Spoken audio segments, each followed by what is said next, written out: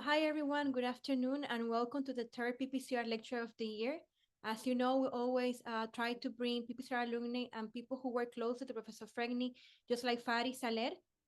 He's also a great ambassador in our program. He was also invited last year to come and do this talk, and also he's part of our speakers in the research conference that we do on December. Faddi right now is an assistant professor of neurology and also an associate program director of the Background Neurology Fellowship Department in the University of Oklahoma Health Science Center. And he will be talking about his experience in the residency application in USA. So Faddi, I'll be here in the background to help you, and thank you again for your time. We are really sorry with the students and PPCR alumni that, as you know, we needed to reschedule, but as you saw, Faddi is really busy, but we're really glad to have you, an honor to have you today. So go ahead. Thank you. Thank you, Alma, in the name of Professor, for having me again here. It's a pleasure for me to talk a little bit about the experience and everything, because I know I've been there when many of the students that go through PPCR or through Professor's lab are, and I know how hard this is. So it's nice to kind of get back in many ways as I can. So again, today we're going to talk a little bit and focus a little bit more about my pathway in neurology, of course, but this can be applied to many different specialties, and the same way I did it through neurology, many people from the lab has gone through other places from PPCR to many different specialties. So it can be applied to many careers. I'm just trying to see. I think the slides are moving now. Yes. So again, I don't have anything to disclose. And to start, I think it's important to show you a little bit about the numbers in terms of residency, because when you come here, when you enroll in PPCR, when you think on this dream of coming to US and do residency, you always think it's possible or not possible, right? So this is a nice graphic because it shows, even though there is a big majority, of course, is United States, of US senior medical students, 19,000, the number of US citizen international medical graduates and non-US citizen international medical graduates is quite big. It's almost 13,000. So you see these two lanes are made basically by either Americans that do their medical school outside of US or non-Americans that study elsewhere. And then we're going to see here, this graphic has every specialty, but I try to focus on neurology again. And it shows that as year passes, the number of positions keeps increasing, and from 617 in 2019 to almost 900 in 2023. And this is because programs keep growing, more patients. Every time that treatment evolves, then patients either stay longer in the hospitals just want to admit more patients. So this always needed for this amazing workforce that residents are, right? And an example is, for example, my program here in University of Oklahoma just recently increased from 6 residents per year to 8 per year. When these increases happen, it's not only for the first year, but increases to the second, third, and fourth year. So it opens up immediately 8, 10 spots very quickly. So similarly, you can see here now how many people are matching in these 800, 700 spots.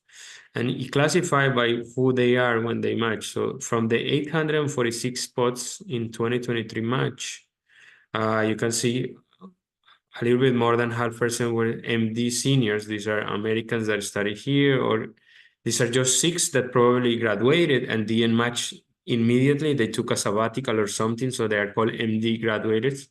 Then some are DO senior, DO graduated, and then the number that we look more here is for US IMGs and non-US IMGs, and you see a significant amount of applicants that actually match in these residency spot, and then you see examples for other specialties that are like more seeked by international medical graduates, like family medicine, internal medicine, emergency medicine. You can see actually the percentage of positions that are offered and that are taken through the years, you see, it's a significant amount of numbers. So it is possible to match in here.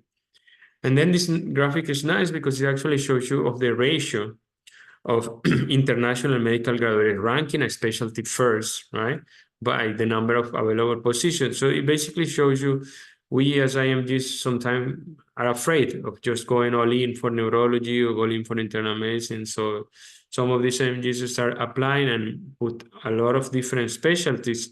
So it's showing you the little numbers from US IMGs in terms of ranking the specialty first, right? So I think that is important to look when you're trying to apply is there's always these articles that are published showing you, hey, which are the places that are more IMG friendly, right? And it's always New York, Florida, Pennsylvania. And what I want to show you here is that these numbers usually are high because of the high number of internal medicine residencies that are in these places. New York has a lot of internal medicine residency places. And these ones match around 30 to 40 residents per year, right? But it doesn't really mean that if you want to do into neurosurgery or neurology, you have to look into New York, Florida, Pennsylvania, because they really are not the top IMG friendly. These high places like New York, Florida, Illinois, Massachusetts, it's just they have so many universities. So when you look the percentages, of course, there's going to be a higher percentage of international graduates, but it doesn't mean that the percentage of match when compared to the number of match people there shows how IMG friendlies are. And then you can see it. Another example here is when you look at the top neurology IMG friendly programs, again, you see Texas, New York. So it changes. It's because of the number of IMGs that are in this place, right? There are 31 IMGs in Texas, 22 IMGs in New York. But when you actually look which programs are friendly, Mississippi actually has 75% of their residents are IMGs. So even though it's not first in the list, right, it's because quantity. There are more programs in Texas, there are more programs in New York, more programs in Michigan. So it looks like there are more IMGs there, but actually you have to look at these places, the ones that have high percentage of match IMGs, like Mississippi, Arkansas, New Jersey, North Dakota. And an example is University of Oklahoma. Almost every year since I'm here and looking in the past years, 50% of the residents here are from international. So these are places that really are IMG friendly, looking for percentages of people that match. And then again, this is a little bit of now going into detail of what do you need to do, what the programs look to match someone, and why as an IMG you have to do extra stuff, right? So of course, we always talk about scores, and you can see here when you compare US IMGs and non-US IMGs that the scores are very similar, but again, there's always expected that the score for non-US IMGs are higher, right? You also require visa, so then you always have to do an extra thing. But an important thing that I don't think we talked last time that I was here was that now the step one score doesn't have a value, numerical value. And this happened because in the last 5 to 10 years, international medical graduates were studying a lot, getting very good scores.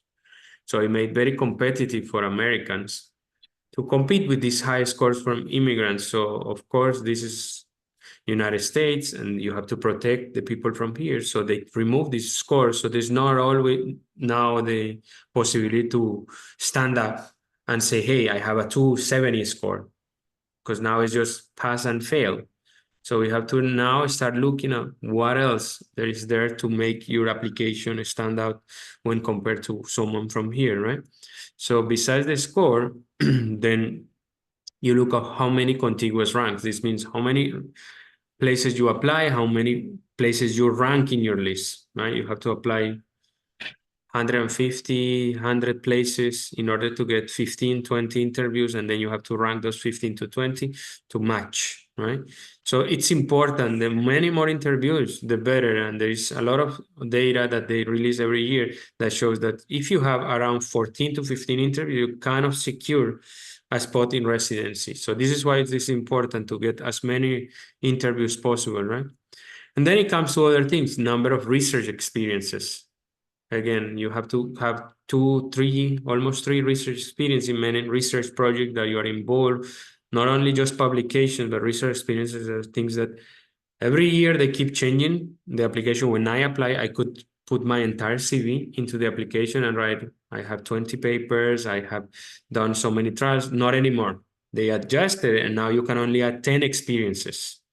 And those 10 experiences include research, volunteer work, include hobbies. So you have to really have strong research experiences to put them there and say, instead of saying, hey, I published one paper, say, hey, I'm participating in this large trial, or I'm doing PPCR, and in PPCR, I do this, and this, and I have papers coming from it. You have to summarize it. It's not like before that it was like a CV. Now it's like more like a summary of what you are doing and why you are doing it. And then the same goes with the number of abstracts, presentations. This is a high number, especially when you are not on USMG. You need to have, by the time you're applying, 7, 8 publications, 7 abstracts or presentations. So it's not a common thing, especially I'm from Colombia, so it's not something that you do on a daily basis. You focus more on the clinical part than in research and presenting and stuff like that. And then there are other factors like volunteer experiences or having a PhD, stuff like that. So again, I'm gonna show you a little bit, sorry, about my background and all the things that I had to do before starting in residency and getting where I am. So I'm from Colombia. I graduated in the Universidad del Rosario in Bogotá. I actually did my internship, part of it in Barcelona, in Spain, because I wanted to learn electrical stimulation. So I was there for like almost 6 months, learning to do invasive brain stimulation. Then I went back to Colombia and did my social service year, which is pretty common in Latin America, to having to do 1 year in order to get your actual medical license. And I saved money to do Kaplan. I think there are so many ways to study for the steps, but we do know that in Latin America, they don't prepare us for the steps, especially step 1. It's a very difficult test. So there are ways to do it from your home country, to do it online, just use the questions. I happened to come to the United States. I did not speak English at that time. So this was years before I learned English, and then I took the steps. And then after finishing the steps, that's where I actually met Professor Fregni. I applied to be part of his lab. He told me about PPCR. And then after I finished the steps, the agreement that we did was I was going to finish my steps, get done with everything, and then join the lab. And because I had the background with electrical stimulation, and Professor Fregni lab did non-invasive brain stimulation, it was a good fit for both of us. So at that time, I was the time that I was involved in PPCR, and I was in the lab for about 3 years as a postdoc fellow. And with that, I gained a lot of experience. I learned how to do research on my own. I had no knowledge on research. So this was all thankful to PPCR that gave me all the basis on how to do it and then apply it in the lab. Through clinical trials, to writing grants, to doing interventions and stuff like that. So by the time I wanted to apply, my initial plan was 1 year of research and then done. And then I saw that it doesn't really work that way. The commitment is longer, and if you want to see really results from it, you have to invest a little bit more. So that's why I extended to almost 3 years. And I applied to residency, and I was lucky to match in my first choice. That was the University of Chicago for neurology.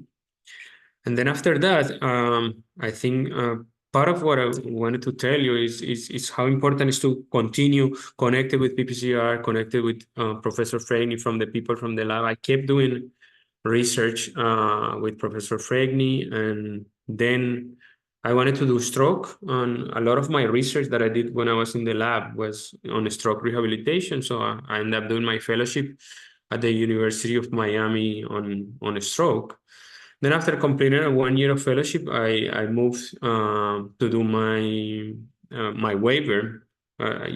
I don't know if you guys are familiar with this, but when you come here with a visa and you do residency through visa, you need a J1 visa, that is an exchange visa, that actually you commit to go back to your country after finishing training for at least 2 years to give back to your country. But you can also do a waiver of that 2 years requirement, and you work in an underserved area in United States for 3 years. So this is what I'm doing right now. And because of the research that I do, and because my wife, that some of you might know, Camila Pinto, she did her PhD with Professor Fregni, and she did PPCR as well, and she's now a senior TA for PPCR.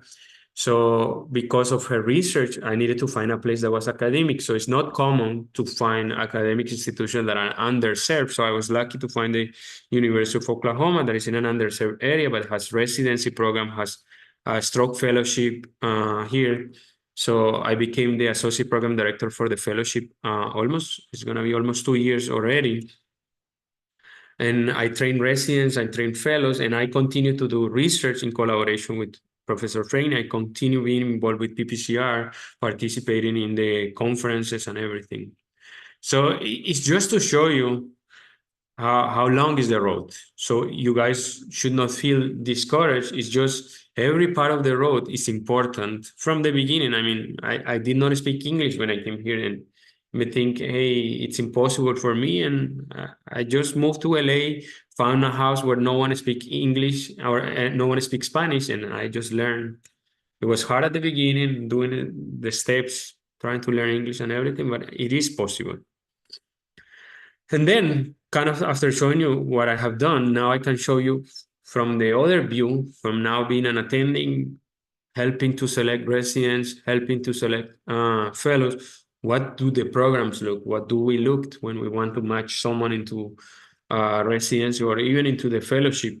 Basically, one of the important things that no one tells us when we are in Latin America is you have to show interest in neurology. And how you show interest in neurology is by getting involved in things related, like the American Academy of Neurology, or Professor Fregni's lab was a neuromodulation lab. Professor Frank is a neurologist. So that show what I wanted to do. So that's very important, because neurology is not a residency that everyone loves. So we tend to have people that starts and quit midterm. So this is the worst thing for a program, is to have a resident quitting midterm. So we really want to see people that really likes it, that know they want to do this because they have passion for it. Then it's obviously academic performance, right? Showing how you did in med school, how you did in neurology rotations and stuff. That's obvious, and everyone looks into this to show that you really care. But if you did bad, you score bad in med school, it doesn't really mean that it's the end of the story, right? Your personal statement shows that you care about neurology, shows that your interests are there. It's not a repetition of your CV, but it's showing that you have an interest in what you're looking from the program. Tell the program, hey, I'm looking for a program that does this, and I'm projecting myself this, and this, and I need a program to take me there. Then the volunteer position is very relevant here to show, and when I mean volunteer position here, can be anything, but there are summer schools, there is our observership where you go and look. So in my time in Professor Fregni's lab, I start volunteering to go to stroke clinics and just help recruit patients for the lab, but also get hands-on, see patients, and get involved with neurology in my free time, basically. Then obviously there are other the whole grades and stuff. Any leadership roles, and leadership roles are not common, but being TAs in PPCR, those are leadership roles. Get involved with the organizations that have interest for neurology and help directing them. That's all leadership. And of course, then it comes something that is very valuable, the letters of recommendation.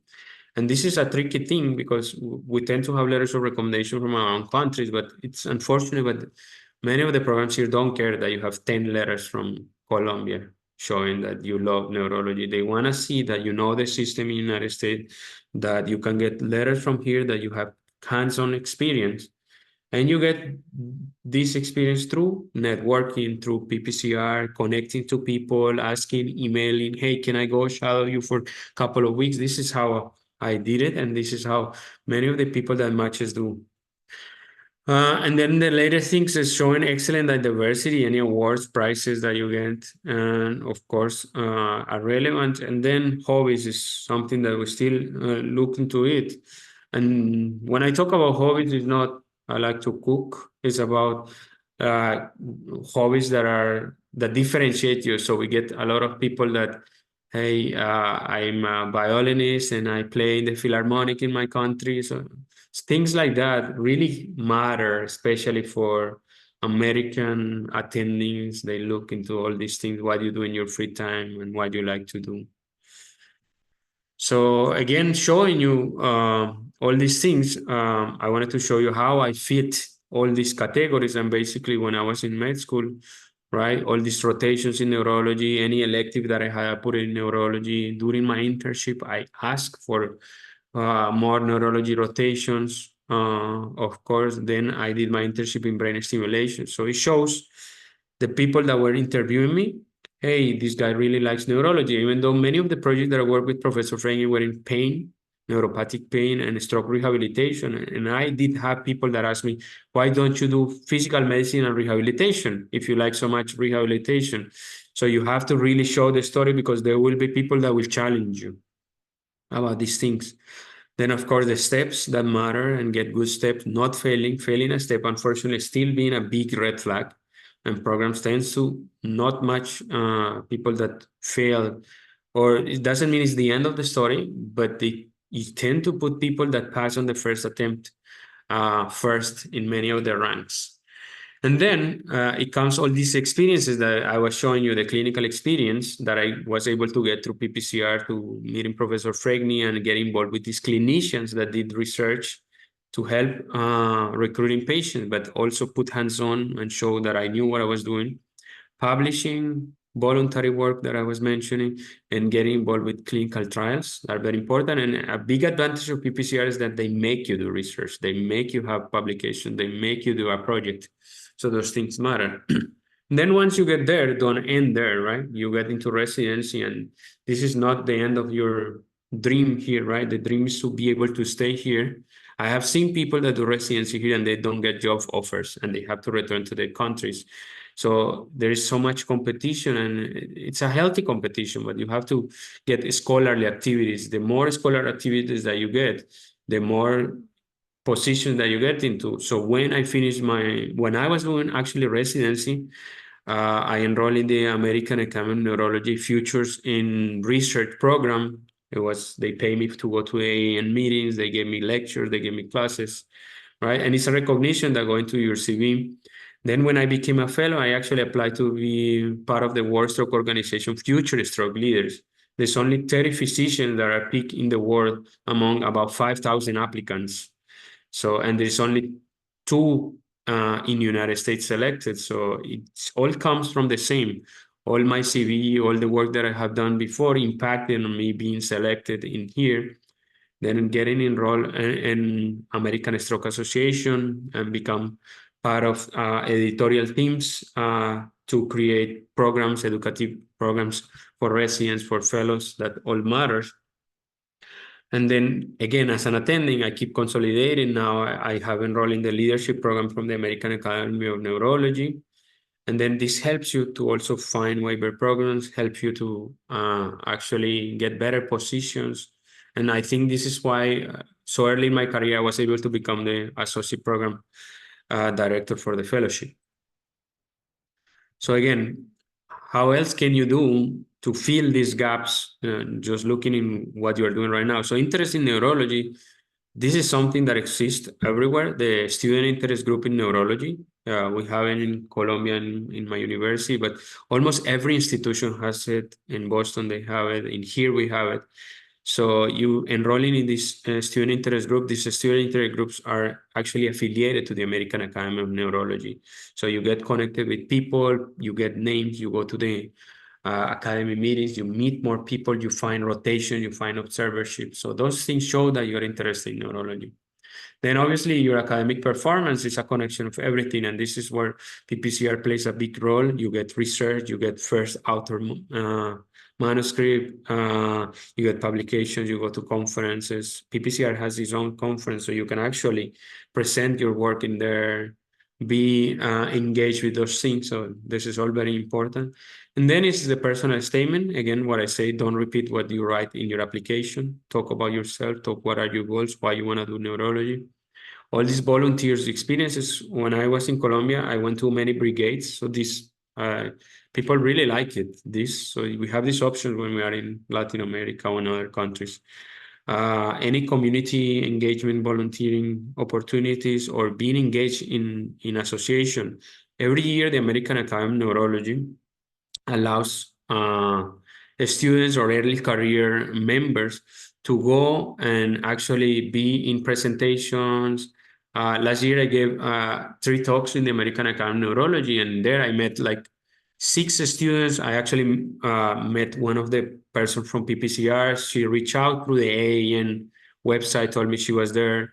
So we met and we started discussing about opportunities for her to come to the lab here in Oklahoma or do observership. So all these things, there's people that are able to help you everywhere. Obviously, the grades, and I think something that is very important is the steps. Again, I cannot say it enough. Try to pass it on the first time. It's very important to avoid these red flags. Many programs won't give you interviews if you fail. So it's important to know and be aware of this. So investing the time on the steps is relevant. And again, the leadership. There are many leadership, like being the president of your class, being the president of the student interest group on your institution matters. And then all these connections, all this work through PPCR, knowing Professor Fregney, knowing the people in the research will help you to get letters, personalized letters that tells what you have done, why they know you, since when they know you. And you would get surprised how many times I have written a letter and then within a month of the application, I get a phone call asking me, hey, I got this letter. This letter looks great. I just want to be sure this is not a general letter because it's very good and they're interested. And I have many people that have matched in the places they want to be by the work they have put in. And again, some of the awards matter. And every year, the American Academy of Neurology has awards for abstracts, presentation. The International Stroke Conference, where people that like stroke neurology, gives an annual prize to the best abstract per country. So you can apply any country in Latin America, anywhere in the world, and you can win this prize. This prize pays you to come here to present your project, gives you the award, it makes you known by people. So it's also very, very good in your CV, and it makes you stand out from others. And then I want to put a lot of focus in how PPCR matters and how you can use, already you guys are all enrolled in PPCR, how can you use PPCR to build your CV? So I think it's so many things that come from PPCR that are great. So I like to show you this massive network that you can actually create that starts from mentors, from mine already, Professor Fregney, but it's not only him, but there's so many people that are involved. And these are things that you might not think about it, but an example that I give is when you look at maybe Camila, that is a senior TA, and Camila did PPCR years ago, but she now has her own lab. She has postdocs there. So you can already, by one of your senior TAs, reach out there, text, and then you look for these people and you see, hey, these people have labs, these people, I can go there, rotate, do observerships, right? And you start creating your own network, right? PPCR gives you something that is invaluable, that is the statistical modules. I don't think you can learn this in any other programs. There's very few programs that teaches you statistics so well like PPCR does. And this gives you an advantage because, at least for myself, wherever I go, I knew statistics more than anyone else. So a lot of people needs help in statistics. They have data collected. They don't know what to do with the data. They don't know how to analyze it. So you start helping with this, you start getting more work, more collaborations, you get involved in more publications, because the work that you do with your statistical knowledge is invaluable. You help them design trials. You see, when you get into the clinical world, you're going to see how many people want to do research and don't know how to do research because they are not trained for it. So we get such a massive advantage from everyone else by knowing all the things that we learn from PPCR. Then you get teaching experience by getting involved after you finish PPCR with being a teaching assistant. Then you can actually get engaged, teach. This is very helpful because then in residency, you become a teacher to med students. When you're not attending here, you become a teacher for everyone else. You get publications. PPCR makes you do a project, makes you get publication. You get in there, and then just the research in general that you learn, the research basic, the statistical methods again, all the stuff that you can learn in all the modules is so relevant to create this massive network. And basically you're feeling just with PPCR, all these things, all the things that I told you that we look when we want to match someone into residency. So again, this is very important because it makes you a clinician scientist. When I was in the lab, I went to present in conferences. Many people, I never imagined I could do these things, and all these things really impress others when you go into CV because then you're competing with anyone can be from here, from anywhere, but then your CV is so different that you stand out. And then I wanted to show you a little bit of how I created this network that came through PPCR and to Professor Fregni. Was my first mentor when I came here from the lab. And then the 4 people that you see below were collaborators from Professor Fregni. Professor Lotfi, he has given some of the lectures on PPCR every year. So he was actually in one of the projects with Dr. Fregni, and I was interested to learn about neuroimaging. He did a lot of neuroimaging. He does more ophthalmology, and I was like, hey, this is very unrelated to what I do. And then I say, no, there are strokes can affect the vision. And then I started this relationship that goes through still nowadays with Professor Lotti. Then Dr. Crandell in the middle, he's actually a pulmonary physician at Spalding. So he worked with Professor Fregni in one of the phantom pain trials that we did at that time. And he actually was the first person that opened the doors to his clinic and say, hey, I know you do research, but if you want to come here, see the amputees with me. And then again, this is physical medicine and rehabilitation. I say right away, yes. You have to say yes. Don't say no to any opportunity here. So through him, he say, hey, you like stroke, you want to do neurology? So I'm actually going to introduce you to Dr. Nicole Maswi here on the right. She was a PM&R physician, and then she had a fellowship in PM&R and stroke. So it started going to more to related to neurology and stroke, but still PM&R. So I went to her clinic for a year and I volunteered. I learned how to do Botox. I saw so many patients on rehabilitation for a stroke. And then talking with her, she said, what do you want to do? I say, I want to do stroke. I love stroke. And she said, my husband is the stroke director at Mass General. And then she called him right away, and I met Leslie Maswi. And now he's a good friend, a mentor also. And now he's the chair of neurology. He actually moved recently from Mass General. He's the chair of neurology in the University of Washington in Seattle. And again, what is important about mentorship is don't break this connection. These connections stay from day one, and they still my connection. I still do research with them. And some of the things that I like to say now, I just submitted last week an R01 in collaboration with Professor Fregni. So for you guys that know PPCR or the ones that don't know, an R01 is a very, very large grant, 5 years grant, $2.5 million. So the day that I came here, that I enrolled in PPCR, that I started working with Professor Fregni, I never imagined that there was going to be a day that I would be writing a 2.5 million grants with him. And we just submitted 2 weeks ago. So this is good, very good things to keep those connections. And then below, I show you a little bit of my other connections that I got through my clinical work. So on the left, you see Dr. Prabhakaran, the chair of neurology at the University of Chicago. He's also a stroke physician. Dr. Lazaridis is one of the neuro ICU attendings in the University of Chicago.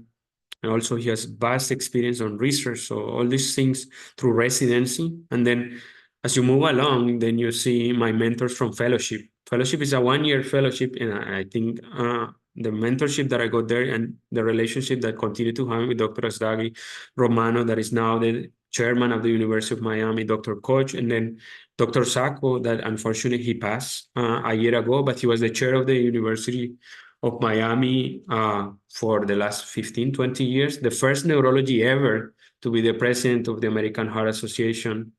He was always cardiologist, so he was the first one. He was a past president of the American Academy of Neurology, and he was the past editor of the Stroke Journal until his death a year ago. And then now, Andre, which is one of my collaborators here at the University of Oklahoma, and the person that helped me at the beginning before I was able to open the lab. So you see, as time goes, you find mentors in every step of your career, and this is what you have to strengthen. You learn this from PPCR. They show you how to meet these people, how to network. So it's something that you have to keep doing. And then it's just a nice image that I show you so many collaborators from early stages of my career here with Professor Franey and all the fellows we had in our time in the lab, to now pictures with my own fellows in my own lab, people from the stroke organization, people from the University of Miami, from University of Chicago. So all these things matter, and all these people that you know becomes your network, and you won't imagine how many things you can do in your career and advance in your career. And then lastly, I wanted to show you a little bit of the pictures from the lab on the time that I was there. Here you can see Camila. Also, some of the presentation while being in residency, I was able to go to Milan and present some of the projects that I wrote with Professor Fregni while I was a resident. So I think all these things stick out with me because even in residency, everything gets so busy with the clinical work. I was able to continue doing research with Professor Fregni. And there are other options. I like to show this because there are ways you can be in Latin America, you can be anywhere. This is an initiative that started about 3 years already. That is basically a team of young neurologists that like stroke, that wanted to change research, wanted to change the care of stroke in Latin America. And now this has grown from having 9 members to over 100 members by February of 2023. These teams have presented everywhere, so you can get involved in all these things. This doesn't have you to pay anything. You don't have to do anything. You just have to be interested. So there are many, many, many opportunities. There are programs for anyone. This is the one that I am still finishing. I'm going to graduate in October. It's a 2 years program. And again, I always thought, hey, this is a program just for stroke doctors. And no, I have colleagues that now I collaborate from Africa, from Asia, that are actually primary doctors that just want to change the care of a stroke. Every Monday and Friday, I give lectures in Tanzania around midnight with one of my collaborators that say, hey, I want to teach people stroke in Tanzania, and we don't have stroke doctors here, we don't have fellowships. So can we do something online? And we created a group. Now we are, I think, 16 doctors, and we keep rotating. So every Monday and Friday, some of us is giving lectures to different hospitals in Tanzania and trying to get them accredited in stroke. So you can get involved in all these things. And they're available. You just have to look for them. So I like to show you because it's hard to find them. You have to really be looking. So I show you the ones that I know at least. And lastly, I mean, this is kind of like the biggest reward from all the things is that we were able to officially open the lab with Camila since April, the Brain Stimulation and Rehabilitation Lab here at the University of Oklahoma, where we have now fellows, we get all the devices, and we collaborate with Professor Fregni, and we collaborate with many other places in research. So if you guys are interested, you guys have my email, my information, text me. We get people from all the world coming here to rotate with us, to learn from us. So there are all these opportunities available. So there are things that could have I done better, and I like to tell you because I'm on the other side. So yes, there are things that I could have done better, and especially I think the beginning of my career, I didn't do many things. I was focused. Like in Colombia, you barely have time to do anything. It's just clinical work. You have so many patients. You have to write by hand the notes. So it gets tricky. So, but I think I could have enrolled in the student interest group. I had no idea this existed at that time. I know that it's now. I am involved still with my student group in Colombia. There was PPCR that I could have done before, not wait until the last minute. I could have been a member of the American Academy of Neurology of AHA or the World Stroke Organization before. So all these things are free for you guys. These things are only expensive when you are not attending.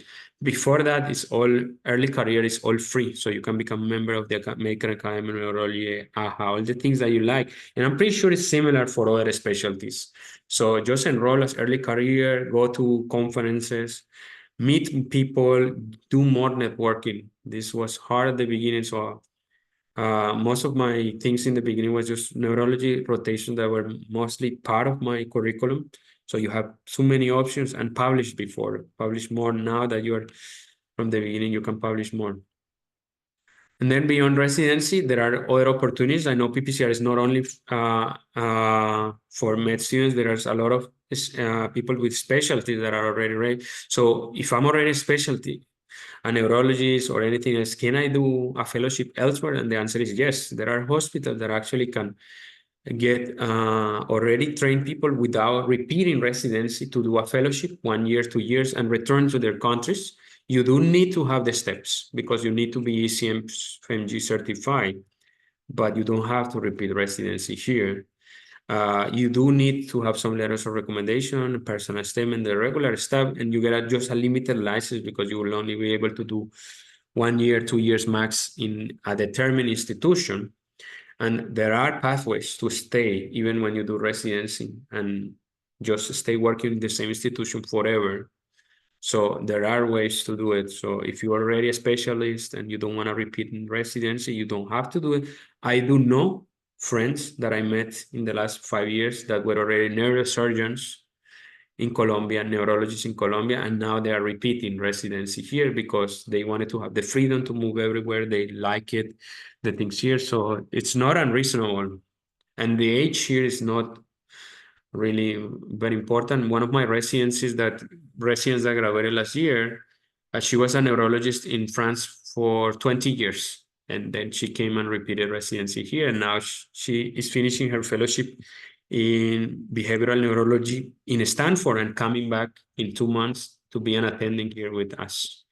So time flies. There's so many things. So use this time with PPCR.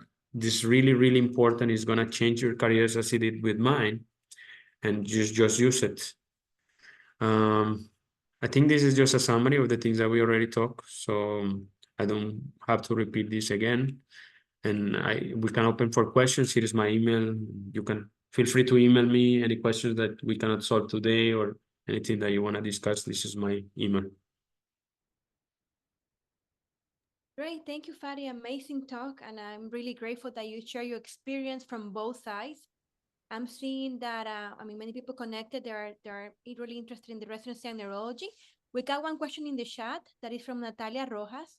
She's asking, "Hello, Dr. Fadi, regarding the pathway to do neurology residency, would you recommend me to apply to the preliminary year of the internal medicine or the categorical residency?" That's a good question. Perfect. Yeah, that's a great question. So actually, I recommend you to apply to both. When I applied, and I can say now that I look in perspective, because when you're applying, you never feel your CV is good enough. You're afraid competing with others. So when I look back, I think my CV was awesome. And when I check and look other applicants from here, especially, I see they do their training and it's done. But even with the greatest CV, you are at risk of not matching because there's more people interested in neurology every year. There is more people applying every year. So I wouldn't limit yourself to do prelims or categoricals. I would apply to both. I do remember when I applied, there were 107 neurology residency programs, and I think I applied to 100. I only left 7 that I really didn't want to go, and I applied to everything, prelims or categorical. So when you do that, and I know it's not easy because it costs money, I applied to all the categoricals that exist, but every other one that was advanced that didn't have prelim. And then I think I added 50 more prelim programs to have a backup. And as a matter of fact, at the time I matched into residency, the University of Chicago did not have a categorical program, and I really wanted to go there. So that's why I put so many prelim programs, and I end up matching to each one independently. I did my internship in Montefiore Medical Center in New York, which I matched. You match separately, but you match on the same time. So I apply and I went and I interview many places just for the prelim, and you have to be very clear you are just going for the prelim because the prelim spots are just for prelim applicants. They are not going to give you the categorical 3 years residency internal medicine spot. There are spots specific for people that just wants to do this 1 year. So I interview for that, and then I match into University of Chicago and Montefiore independently, but it's all linked. So I would just go as broad as, of course, economically you can, but I wouldn't just go for categoricals because sometimes there are great programs that just have advanced programs. So I think the University of Chicago recently changed and now they offer the categorical having the residents do the first year in Chicago, but I still see that most of the IMGs end up doing the prelim elsewhere. So I think they have both options. So I would just do both. Great, thank you, Fadi. I see that Gilberto raised his hand. Gilberto, please go ahead. Thank you, Alma, and thank you so much, Fadi. Great presentation. I have two questions. They might be a little bit specific. The first one would be more when doing research in an academic hospital with your program of interest, what actions do you recommend to make the most of your experience there? For example, if you have 1 year or 2 years doing research there. And my second question would be, if a new specialty program is launching during your research year, your specialty program of interest, how can you help support like the initiation and the development of that program?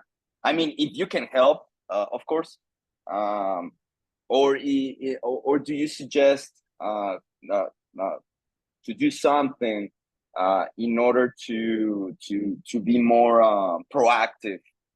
Because if your specialty program is launching, I mean, I think it's a great opportunity to kind of be proactive, help with the program director, things like that. This second question might be too specific, but I would like your advice. Perfect. So I think the first one is a great question, and it's not something uncommon. Actually, University of Oklahoma has a position every year that is a research assistant that is basically created to get someone to come and help residents do research. So in the past, the people used to come and they would tend to focus on a lot working with the residents directly and not reach out to the attendings. And then at the moment of applying, no one knew who this person was. Because yeah, I was a very good friend of the residents, but remember, the residents don't have a lot of input on who matches, right? A resident can tell you, hey, I have a friend and I would like you to check this application, and that's it, ends there, right? But when you firsthand have an attending look and say, hey, I have this applicant and it's great, then it changes things. So what we did, or at least what I started doing when I came 2 years ago, was whoever came to that position, I told them, hey, you have to come and engage with the attendings. So in your free time, you're going to come and shadow me in the clinic, and you're going to see visa is a pain. So there's going to be a lot of people that will tell you, hey, you cannot touch patient, hands-on and stuff like that. So I say, but shadowing is not a problem. So I say, hey, the research assistant will come and shadow me, and the hospital approved it, right? But it's because I had the initiative, because I'm on the other side. But if you don't have anyone like that, you have to look for this. You have to go and reach out when you are doing this research here in your free time. Say, hey, can I go and shadow the program director perhaps? Or can I shadow someone that is Someone that is doing research with you, but also has a clinic. Hey, can I go to your clinic? Maybe I'm going to try to recruit patients for the trial, but I also want to see the system. Because at the time of requesting a letter of recommendation, the letter is going to say now that you go to the clinic, that you have hands-on experience, that you have seen patients here, you know the system. It's not going to be the same letter that says, hey, yes, this is a research assistant and did research. And I don't know if you have enough time to publish in 1 year or no, right? So especially the people that comes here to Oklahoma, they come in July 1st and they have to apply for residency in September. So in those 3 months period, we have successfully made everyone match into the residency program they want, because even before they come, I'm already bugging them and telling them what you like to do, which project you want to start. I have these projects. So if you're interested, I'm going to give you some projects to already do while you're waiting for your visa. So last year we had Anna. Anna was from Brazil. And actually through that group that I told you, I'll attack, someone messaged me and say, hey, I have a person from Brazil. She has failed to match 3 years in a row. And she has no letters. And can you help her? So I say, yeah, I can get her here. It's a 1 year unpaid position because it's a volunteer position. So I can't help her economically, but I can help her to match. And then she came, and the day one, she was in the hospital with me. I got her in a few projects that were already running. So by the time it was September, she already had like 3 or 4 abstracts. She had a strong letter from me, like 3 pages. I made her rotate with the chair of neurology here. So she got a letter from the chair of neurology. And then she got a letter from another physician here. So she got 3 strong letters in 3 months. That it just came because how we have everything structured here. So if you don't have it there, the same in your place, you have to try to find these ways. You have to go and rotate with people. You have to go and make yourself known. I told Anna on the first day, hey, you have to go and introduce yourself to the chair of neurology. You cannot come here and be in an office and wait 2 months until they see you. If the resident have lecture, ask, can I go to the lecture? It's very rare when a chair will tell you, no, I can't. So she asked that question and they say, yeah, we love your interest. Come to any lecture. So she was there in every lecture. So as long as you don't let your research duties unattended, and then you also don't do what you have to do, then you can get everyone to know you. So you're at least going to secure an interview in that place. You might match in that place, right? And then she ended up matching after just 3 months now. And then as soon as she matched in March, I already posted the position. So now we got Laura. Laura is a neurologist from Colombia. She's going to join us in July, and she's already working with me since March online on the same things, and she plans to apply in September. So I think it's a dual thing. You have to do a lot, but it's a little bit also luck. You have to find a good mentor. You have to find someone that's willing to help. And it's sad to say, but not everyone is a good mentor. So don't just go for the guy that has the many diplomas in the world, or don't look for the biggest guy, because sometimes that's not the best mentor. Maybe you look for someone that has 2 less diplomas, but is willing to help you with a letter, with a phone call, right? Phone calls mean a lot when you apply for residency. So I think that in terms of what you should do to get yourself known in a program, it's very important. And then for your second question, I think even though it's specific, I mean, it's not uncommon. There is a lot of programs that are open daily. So helping them, I guess, it matters, because it's the same way. If you help them to open the program, to build things with the documentation, with the stuff like that, of course they're gonna have some appreciation with you, and those things matter, right? But you also have to look and think, do you want to be the pioneer in that program? You don't know how the structure of that program works, right?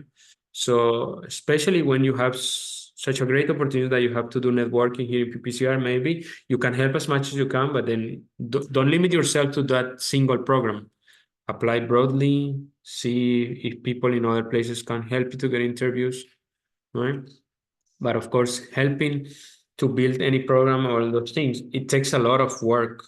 It might have reward, but it just takes a lot of work. So you have to be smart on will you be able to write this in your application? Remember, this program might match you, but you have over 100 programs that are going to review your application, and will you be able to write there, I am helping to build a program. Will this sound realistic? Even though you might be doing everything, you might be helping in a lot of stuff. You have to think on how your CV looks to others, right? It's not like, because we see CVs all the time of things that don't make sense, and people that says, hey, I helped to develop the AAN annual meeting. So that's not the case. Maybe it's a wrong way to write something, right?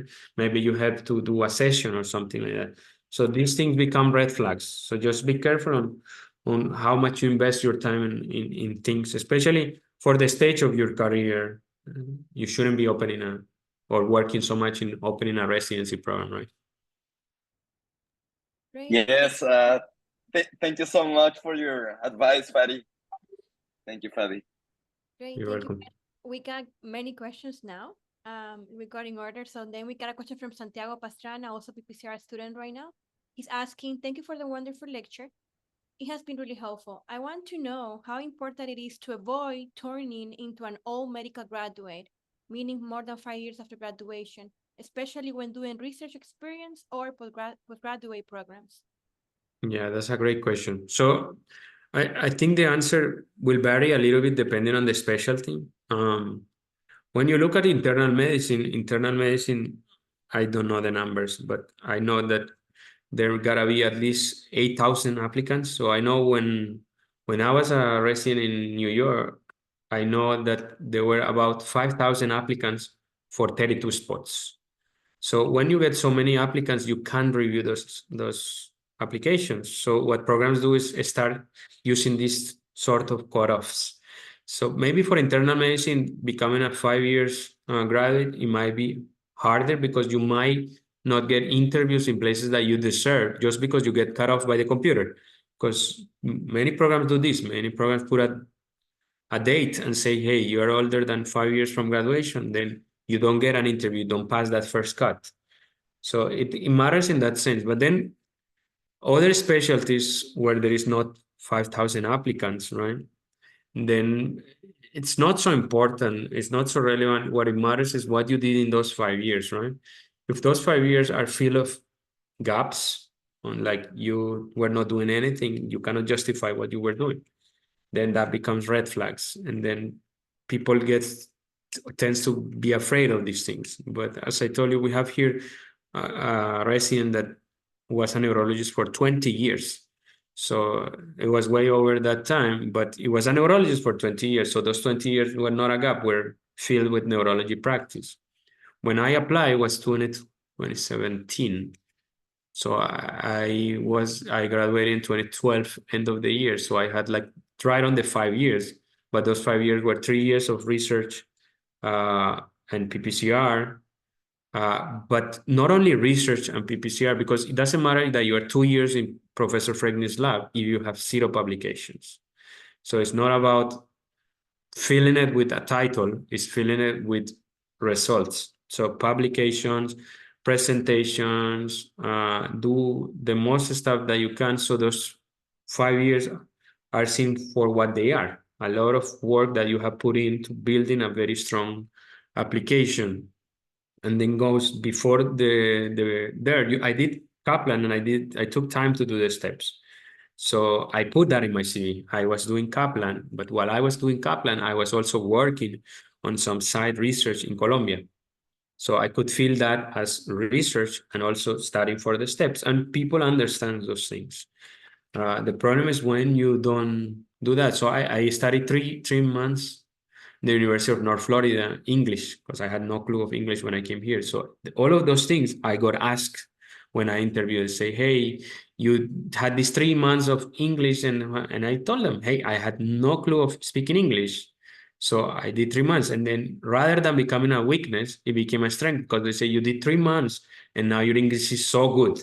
So how were you able to do this in 3 months? They don't think that it took me 5 more years of working on other stuff. But those things that become weakness can become strengths if you make them a strength. So use this time in PPCR or whatever you're doing on research.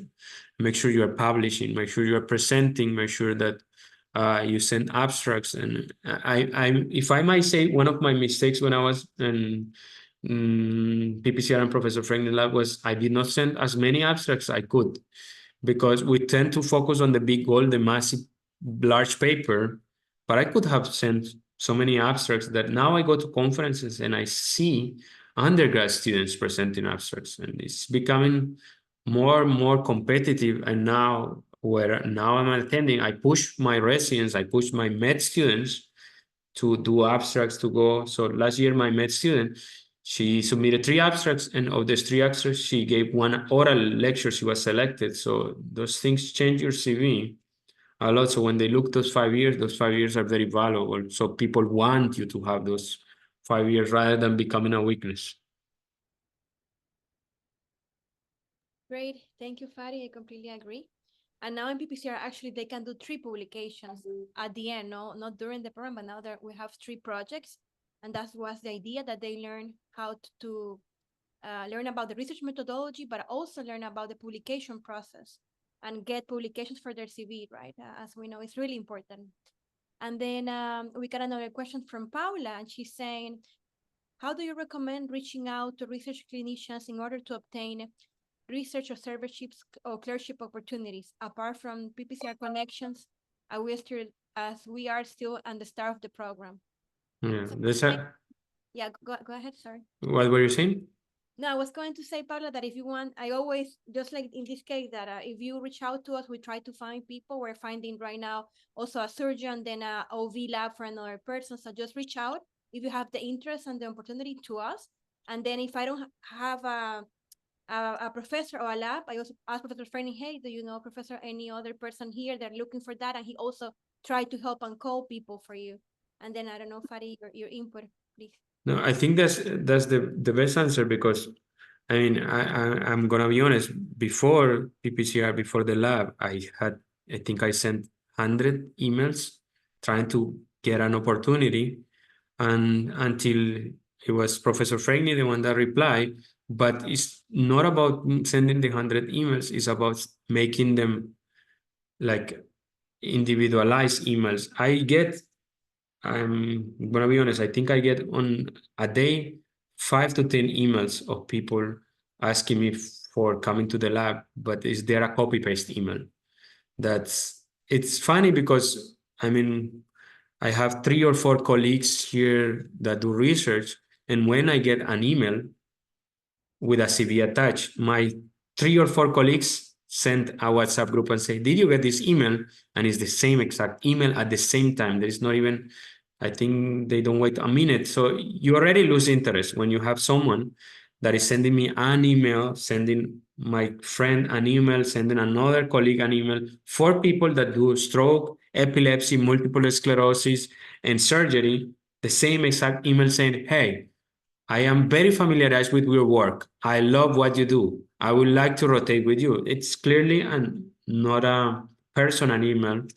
It's just a template. So, and now with all these chat GTPs and things, this is becoming just more obvious and more obvious when you know someone is really interested. So I think I wrote Professor Franklin, it was a longer email. And now that I know him well, I know that he doesn't like long emails.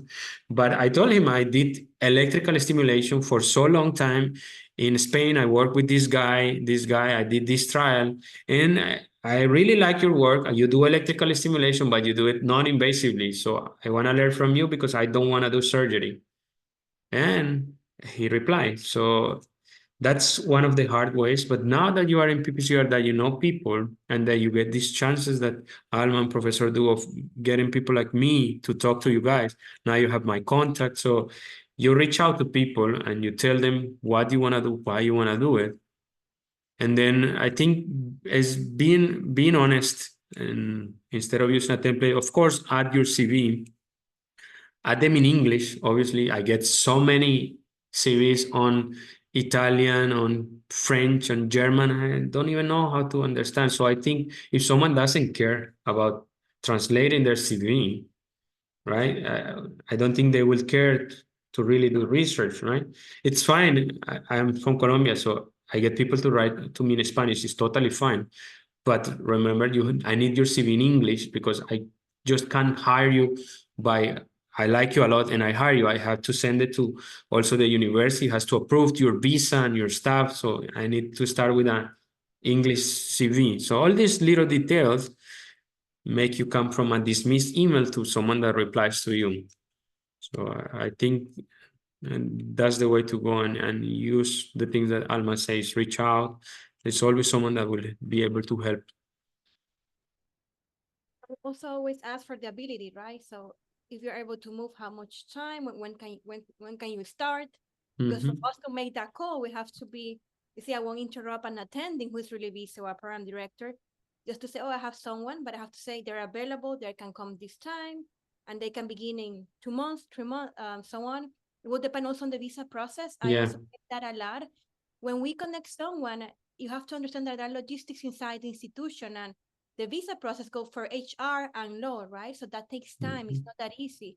And then I don't know, maybe the HR people reach out. Oh, Alma, they email me 10 times asking when, and then please be patient. You gotta wait. You see, because it takes time.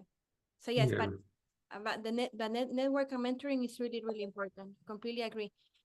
Thank you, Fadi. And then we got another question is from Nuri Rincon, also a TA in the program, a great TA in the program. She's from Colombia, and she's saying, hi, I'm from Colombia. I'm currently working in the stroke center of Fundación Santa Fe. I would like to know if the experience that we have here in Colombia could also be valid in US. So, I mean, the answer is depends on valid in which sense. If you want to say valid because it's in your CV and it's showing that in the last 1 year or 2 years that you've been doing PPCR and this, you are also doing work on a stroke. Of course, it's valid because it's showing that you are engaged, that you like neurology, that you are doing something, right? If you get 3 letters of recommendation to do residency from the Fundación Santa Fe, you might get many programs that are not going to match you or that are not going to interview you because they want someone from here to advocate for you. So I think, if I'm not mistaken, when I met Laura, I met her because someone from Fundación Santa Fe sent me a text on WhatsApp and told me, hey, I have seen your name in a WhatsApp group. I know you're a stroke doctor in United States, and I have a recent graduate that works with me on a stroke here, and she wants to do residency there. So it would be nice if I can connect you with her. And then we start chatting, and then I could tell the people here, because of course, in these volunteer positions, it's not like I can promise you that you're going to get it. But in the last 3 years, everyone that I have recommended has gotten it because I go there and I say, hey, this person has been working in this place for a year, so she knows neurology. She's not going to come and be zero, and she has done research. So I think this year when Laura interviewed, there were 25 applicants and Laura got it. So it's because her experience working there on neurology. And when I send a letter recommending her, I send a letter saying she has been doing this for the last year and a half, and she wanted to do this because she only wants to do neurology. So when they accept these people for this position, they also think that they might likely be residents for us, like it happened with Anna before and Jonathan 2 years ago. Because when people come here, not only the people that come and train with us like it a lot because they see how academically driven this place is and how much research we do, but also we are looking on the other side and we want to keep someone that is good. So they want to bring people that are good. So it's very important, all the things that you're doing, as long as you're looking on the bigger picture. If you want to do residency here, there's got to be a point where you have to jump and come here and either do some electives or do some research here and get the letters, or work with someone from there here, but you need to get some letters from here. You need to show that you know the system here. You need to get a letter that says, you know, residency, especially now. Before I could tell you, get a 270 on the step 1 and we'll get you in because everyone cares about step, but now it's pass and fail.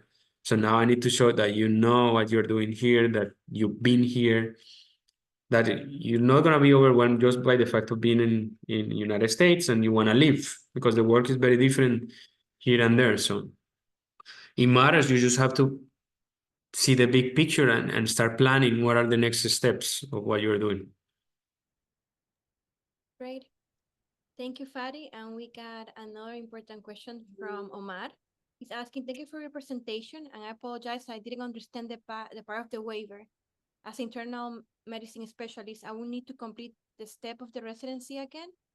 Or is there a possibility that I can complete the steps and still be recognized as internal medicine specialist in the US without doing residency again?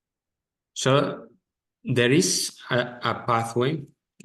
What I was trying to explain there was basically if you want to do a fellowship here, you are already internal medicine specialist and you want to do cardiology here, you don't have to repeat the residency here. You can come, do the steps, get the ECFMG certificate. That's required because in order to do any fellowship, you need a license to practice in the United States. And the only way to get a license, whether limited or full license, is with the ECFMG certification. Without that, you cannot get licensed. Without license, you cannot do residency or fellowship. So if you are someone that wants to stay in your country and just wants to come and do fellowship here, because fellowship here is paid, and it's a very good and valid reason. Here you get paid. You don't have to pay the university. You actually get paid to train here. So you're going to get paid, you're going to get trained, you're going to train with the latest updates and science, and then go back to your country. You can do it just with the steps. But you most likely have to return back to your country because then you cannot keep the license here. There is a small pathway that I really don't know how it works, but I know it exists because the director of neuro ICU at the University of Chicago, my professor, he was an Argentinian and he did internal medicine in Argentina, then came to US and did 3 years fellowship in neuro ICU. And then I started working back and forth, coming back to Argentina, here, back and forth, back and forth. And I know, of course, he is now older, so this is older times. I don't know if things still apply, but now he is full-time University of Chicago. He's the director of the neuro ICU, and he never did residency here. So I know it can be done. I don't know exactly how it's done. I have another friend that his wife is a pediatric endocrinologist. She did her pediatric endocrinology fellowship here in Cincinnati. And after finishing, she was offered to stay without doing residency. And because she was offered to stay, her husband, which was a neurosurgeon in Colombia, wanted to stay too. He couldn't stay because neurosurgery did not offer him the same deal. So he's now doing neurology residency in order to stay. So I know there are places, but it's not so easy. You have to go to a place, work for some time. People should really like you and people should sponsor that pathway. You will never be able to be board certified because to be board certified, you have to have a residency finish. But it doesn't matter. Here, there is a lot of people that are never board certified and it doesn't really make massive impact. So you can come and stay, but it's not as easy. It's easier to do the fellowship and go back to your country. Great, Fadi. I also have seen this, and also some states are passing laws right now for this, which is great. Like one of them is Florida. It was work, I believe it was on March. I can send the news because I also have people from Colombia asking for this. Yeah. You know, but I can share with the group later the link. Or let me try to find out in the meantime that you help with another question here. And I'm sorry for the time. I know it's late. No, it's all right. It's okay. Okay, thank you so much. And we got Henry Melgar. He's asking, thank you for your presentation. I would like to know where can I find the statistics you display in the beginning of the presentation and see, I think the initial ones like US and non-US IMG general stats are from the ACFG website, but where can I check out the match specialty specifically for IMG stats, like the one you talk about neurology? I think I think it's also in the ECFMG website. There's something called ECFMG report. And I think I get it by email because I did ECFMG, so I'm always in a list. I get all the emails from ECFMG. But if you Google, it's there. It's just you just have to write ECFMG report IMGs or something like that, and it just shows up. Because I remember last year when I looked for this, I just Googled it because I couldn't find it in my email. So this always in the ECFMG website. So it's easier just to Google it and right? ECFMG, non-US IMG stats, and you'll find a lot of things. I think this file was like 80 pages because they check for every statistics they can on that. Great. Thank you, Fadi. Then we got a question from Jelani Castro. Actually, she used to be an amazing TA, senior TA in our program.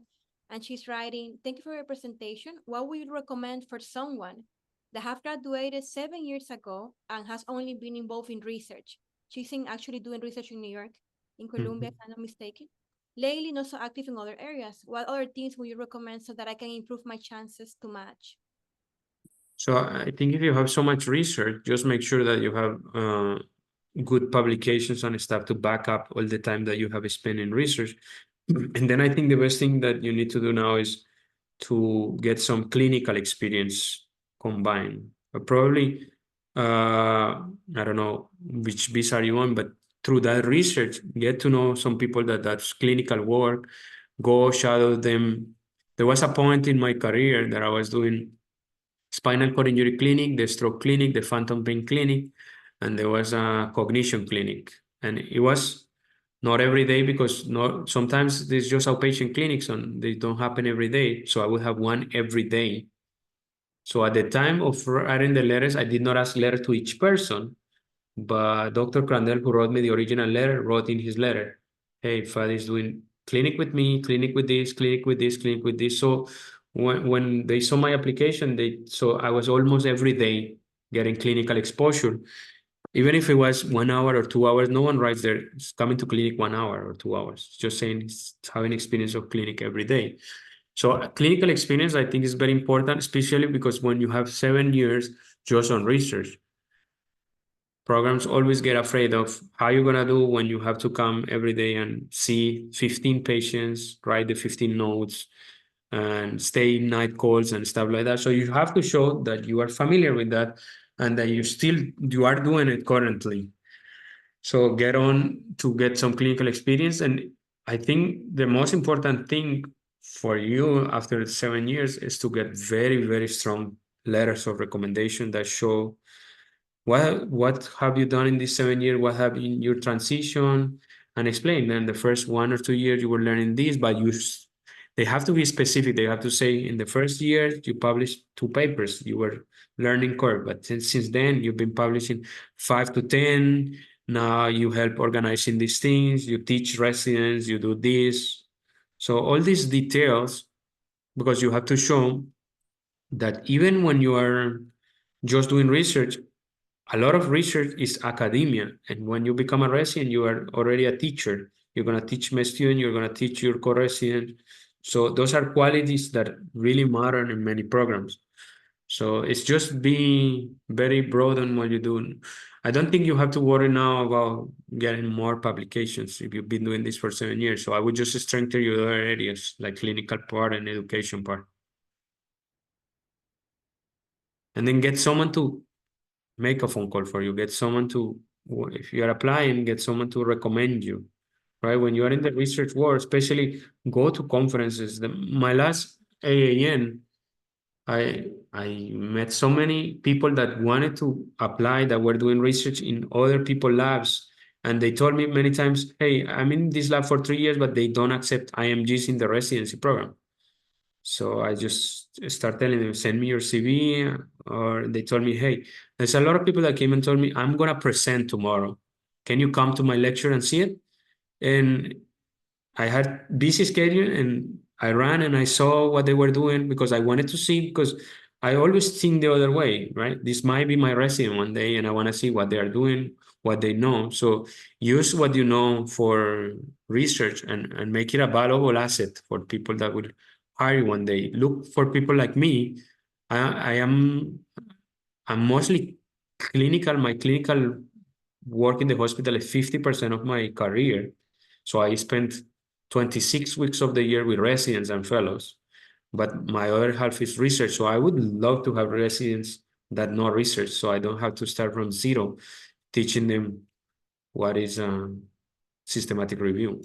So use that as an advantage because there's a lot of people like me looking for residents.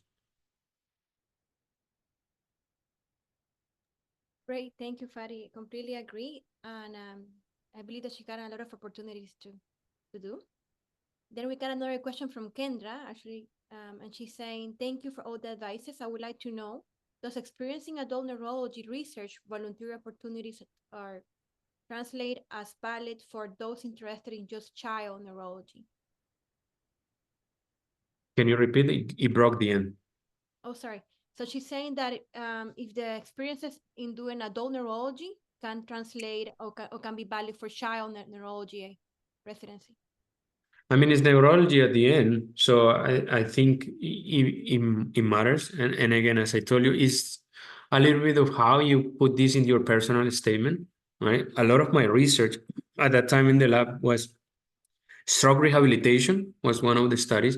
There was phantom pain. And then we're all with PM&R doctors. So I wrote very clear in my personal statement, even though this is related to PM&R rehab, I am interested in the underlying pathophysiology of stroke causing the disability and how this therapies improve it. So I think you just have to show that your interest is in neurology, and then just to show that you want to do just child neurology. And it's not uncommon. I mean, I think Alejandra was in the lab with me and Professor Freni, and she did all her studies with me and adults, and then I think she's now graduating from Pitt's neuro residency, and I think in Mayo. So I remember at the end of her time in the lab, she left and spent a year in a child research program. So I think you still have to show some of the child's part of it. I don't know really a lot, because even though it's neuro and neuro, the child residencies are completely separated. So they also want to know that you are going to be able to handle the 2 years of, I think child neuro is 5 years and 2 years as just PITS. So there are options there, but I don't know if you have very specific questions or something. You can email me, and I have several friends that are child neuro that I can get you in contact that could help you more with that. Thank you, Fadi. Yes, we got also other, but you are correct. I mean, the most important thing is that you got the opportunity and profit, you see? And no matter if it is in a different population, in this case, adult versus child. And then we got Alessandra. Oh, Lisbeth is also raising her hand. I used to hear Lisbeth. Let me see. Yeah, Lisbeth, you can open your mic. Hi, Alma. Hi. Yeah, I was raising my hand. Hi, Fadi. Thank you so much for this amazing talk. I have a question. Do you have any recommendation for somebody who cannot move from the state they live, but they would like to collaborate in a lab? Like, can that be done remotely, like from a different state? Yeah. I mean, there are options. It depends. In the state that you are, there are I'm in many New ways. Jersey. Where? I'm in New Jersey, but I work in New York, so I'm like in between two states. But you are in an institution. Yes. Okay. So, of course, there are many ways. There are paid and non-paid ways, because not all the research require you to be on a lab. Yeah, So I don't really care about the payment. It's more like what I'm interested in. I want to be able, like, if the lab that I'm interested in is not in any of these two states and I want to collaborate with them, yeah. I do it remotely. Yeah. No, what I mean about payment was, if you were not in an institution, you are you familiarized with city training? Yes, Yes. I have to take that training because that's what I do too. Exactly. So as long as you have city training for the other ones that are here is just IRB regulatory training that you have to do in order to do any type of research in the United States. So it's a bunch of modules that you can do individually, but then you have to pay for them. That's what I was trying to mean, is that if you're not affiliated to an institution, then you have to pay for it. So I don't know how expensive it is, because I have never paid for it, but I'm assuming that each course they will charge you an important amount of money. But if you're in an institution and you already have city training, it means you can do research with anyone.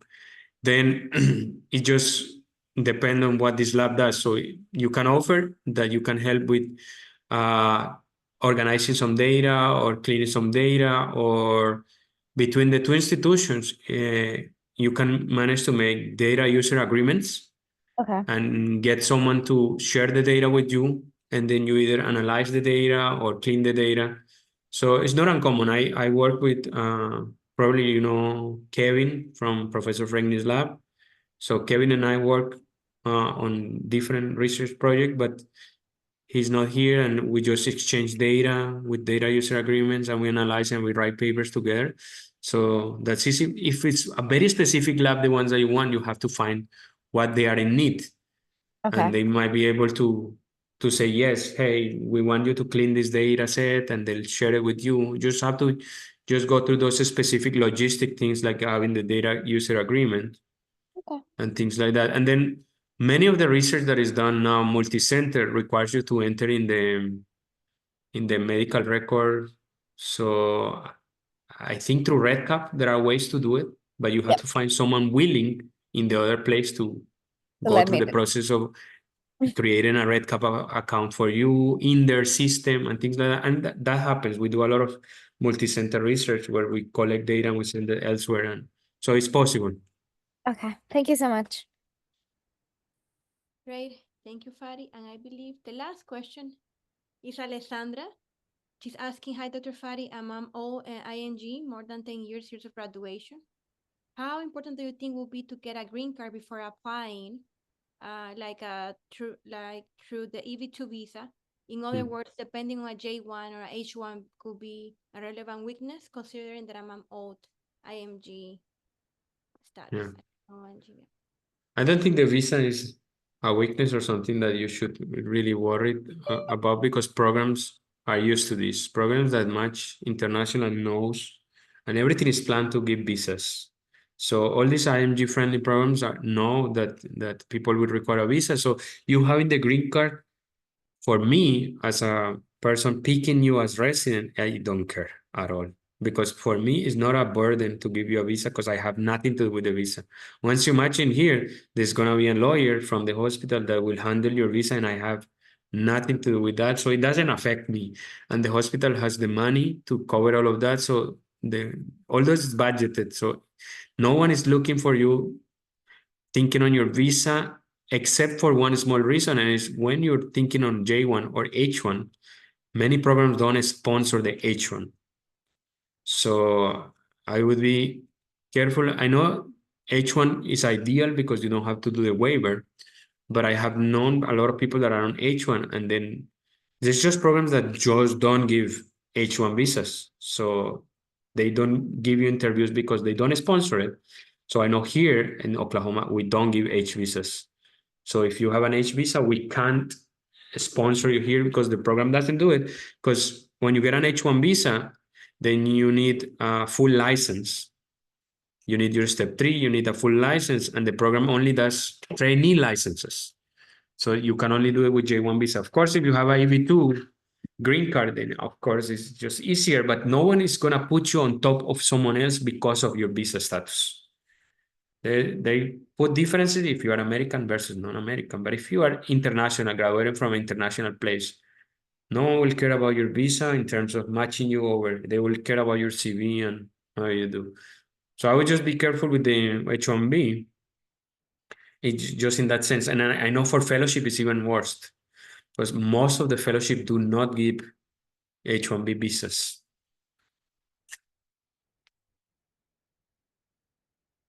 Great. Thank you, Fadi. Oh, okay. Now, Gabriel, he raised his hand. Hello, my name is Gabriel. I'm sorry, I have one last question. I was wondering if you could take it. Yes, of course.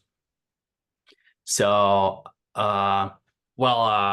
you shared wonderful information with us about research experience, and I wanted to ask just one last question about clinical experience, more specifically hands-on clinical experience. Mhm.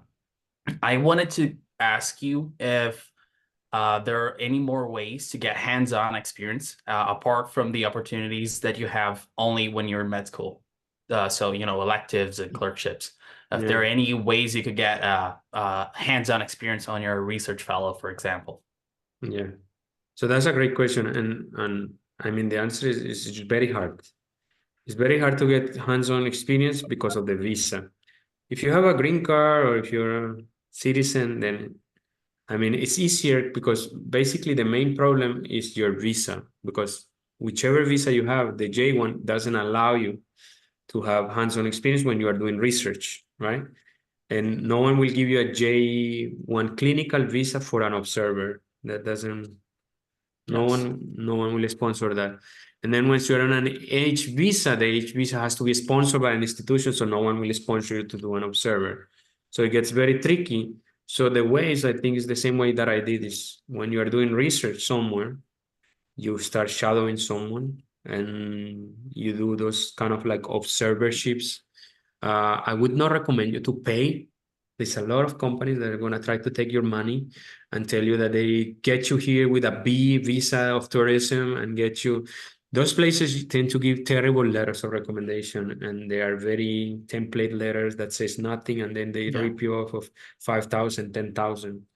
So I think the best way is through some volunteer research program, because we don't have it here, and I don't know any institution that has any clinical volunteer, because again, the clinical part has so many rules about law, HIPAA, and touching patients that no one will give you a visa to touch patients in that sense. But everyone will give you visas to do research. When you are doing research, then you start shadowing someone. And remember, when you are in the other side of the picture, and I was afraid of that, I always thought hands-on experience required me to be examining a patient every single day and say, hey, I know, I examine, I touch people. But clinical experience is go and see someone in the clinic and just shadow, and you don't have to touch the patient, but you are present in the examination, you maybe ask some question, or you just listened, right? And depends on who's with you, they might let you do an exam.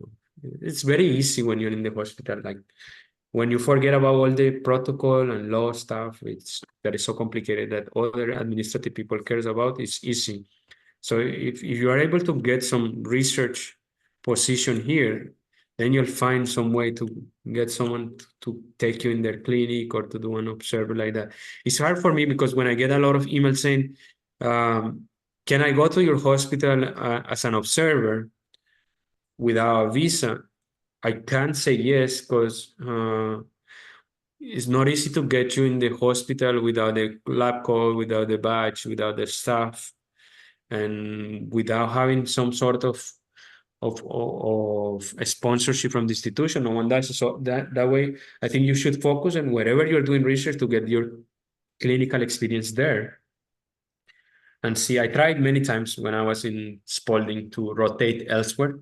And I had some colleagues that I knew, they were friends, and say, yeah, we should try to see someone if you can come to New York. And it was never possible because there's no program and there's no one that will take that risk, because if they find you in a hospital, the problem is for everyone. Well, if you are doing research and they find you as a research associate that is there seeing patients to see if you can enroll anyone in the study, there's no problem.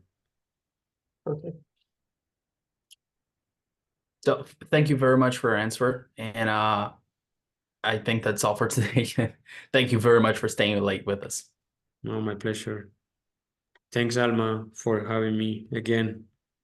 No, great, Faddi. I cannot thank you enough for sharing all these advices with our PPCR alumni and current students. This is really, really valuable, as you have both perspective, right? As an IMG who apply, and now being one of the directors in this program, so you know more what they're looking for and things that you can do and how to help, and also the experience that you can offer, right? So it's really, really wonderful, and we are really grateful for that.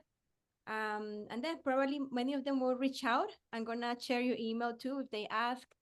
And yes, so thank you everyone. Have a nice evening, and we look forward to having you in the next lecture. And Faddi, give my best regards to Camila.